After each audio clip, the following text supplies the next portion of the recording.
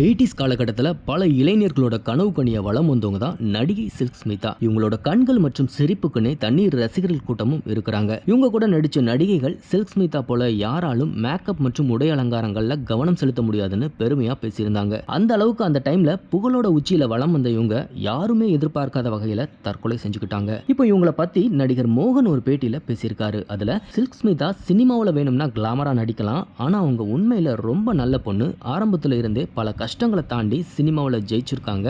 அதனால அவங்க எல்லார்கிட்டையும் ரொம்ப பாசமா தான் பேசுவாங்க.